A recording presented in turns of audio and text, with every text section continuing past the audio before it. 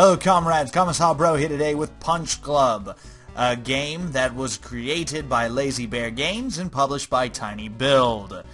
This game I've already put about 3 to 4 hours into so far, so this isn't an impressions video. I'm mainly just going to be showing you gameplay, and I'm pretty sure you're going to enjoy what you see here as much as I've enjoyed playing it and so on.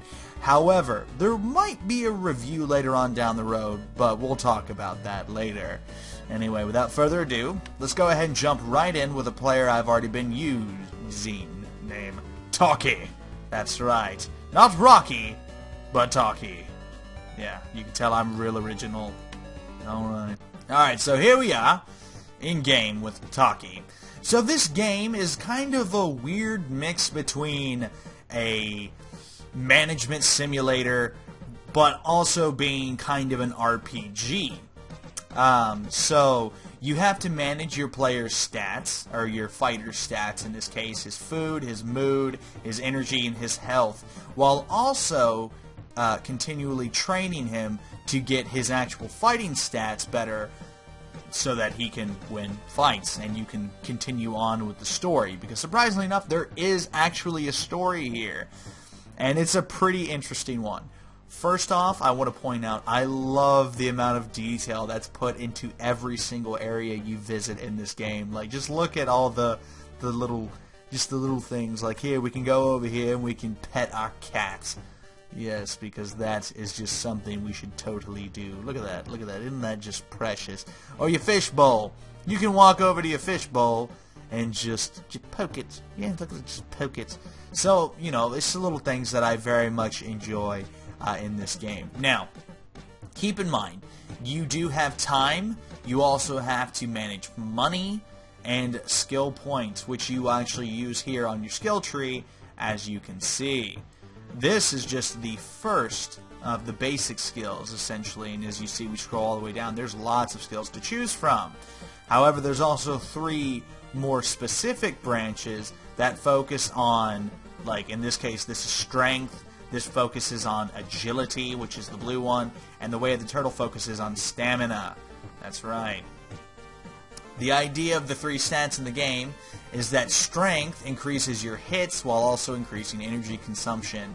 Agility increases your accuracy and your chance to avoid enemy attacks, and stamina is energy regeneration and about how much, like, pretty much how much damage you can tank. And you will notice very quickly that you cannot train all 3 of these consistently. You will just have to be better at one of them than the others. I'm focusing on agility because my idea is the more hits and the more hits you can avoid seems like the best choice overall. However, you'll find very quickly that running out of stamina can lose you fights very, very easily. That's right. So we're going to go ahead and sign up for the Rookie League. We're already in our 3rd position. The 3rd position in the current league, and the difficulty really ramps up once you get to the 5th position in the Rookie League. Like, you start at 12th and you work your way up and you get better and so on, but like I said, the game becomes freaking difficult at that point, and you can tell there's no more playing around, that you're really here to learn the game, or that you better build your character right to be more effective. Now, as you can see, you have a whole city you can travel around. The main areas you'll start off with is just your own home, the gym, and mixed office, and the grocery store. And those are probably these 3 areas, really, your home, the gym, and the grocery store, are the 3 areas you're going to visit more than anything. Like, I'm constantly going back and forth between the 3, going to the gym to train, going to the grocery store to pick up food, and yeah, and to get money in the game. Now you fight. You get $20 every time you fight in the Rookie League and in the Ultimate Fights, which are kind of like no holds bar fights where you can get injured and hurt. But the only other ways to make money that I've found so far is you have to go work at a construction site, or you can deliver pizza at a cafe. Now, each job has differing payoffs. You get more money here, but it's more exhausting to work at the construction site. So you can deliver pizzas, but it takes more time. So, and you get a little bit less money, it just costs more time to do it. So there's really a lot of intense kind of management here, like very much micromanaging. So if that is something you are not into, you will not enjoy that at all. But it's really cool when you can just go from place to place, for example, the grocery store, and you can see lots of little, you know, pop culture references. As you can see, it's Jay and Silent Bob just sitting outside the grocery store banging the heads. And like, look at the detail in this grocery store. I love it. Of course, it probably wasn't that difficult to make, but there's a lot of love placed in here. When really the only thing you can really click on is just Apu here, who is going to sell you some food. And we're going to buy some meat. That's right, we need some meat. But we also need to go to work, because we need money. So let's go deliver some pizzas at the cafe. Now you have two options when you're traveling, keep that in mind as well. You can either take a bus or you can pay to get there. Now, taking the bus and paying to go there is faster, it doesn't take any time, but walking is. So it's like, if you have the money, it's like, yeah, sure, why not? But if you are trying to save money, it's like, I don't want to do that. Also, there's little collectibles you'll find from here and there. I'm actually doing a quest right now where I'm trying to date my friend's girlfriend named Adrian. That's right, Adrian! Yeah. And as you can see, Casey here, if that's not Steven Seagal, I don't know who is. He wants to go to Cyprus. And he's an ex-sailor. So if that tells you any more about it. But anyway, we're going to go do our job. So here we go. As you can see, this is us delivering pizzas. The timer just goes. It takes your stats away, but you make money. Boom. We made a little bit of money. So we got 30 off of that. Alright, so we're up to $70. Sweet. So let's go to the gym, and let's go train. Since we still have pretty good stats. Yeah. We're going to talk to Silver first, though, and see if we can do a sparring fight, which will increase our skill points, and it'll also give me an opportunity to show you what fighting looks like in this game. Now, this should be a pretty easy fight for us. We're a better fighter than him overall, I think. So we're about to find out, though. So this is the way fighting works. In the previous screen, which I probably should have explained, is you choose the various fighting style, like punches and stuff and kicks that you're going to use in the actual fight itself, which I'll go into more detail after this round. What we see here is energy being used and restored, but like also damage being dealt out. So he's down to 98. But real quick, let me show you like what each punch and so on looks like. So this is just the basic punch you start with. As you can see, it deals about 4 damage, it has a 98 accuracy, but it costs 4 energy to use. So I've got better punches that are more efficient. For example, this one, which does 8 damage, has 100 accuracy, and only takes about 7 energy. So it takes almost twice as much, but it's more efficient overall. Another one I've got is like this one, the Backhand High Punch. It's effective, but it's agility dependent. It does 11 damage, has 104, and 8 energy. Yeah, and there's a whole bunch of different skills that you'll get. As you can see, I'm kind of focused on the punching. I'm more of a punching kind of guy anyway. But I've also added in a dodge, which is called the Wind Flow Dodge.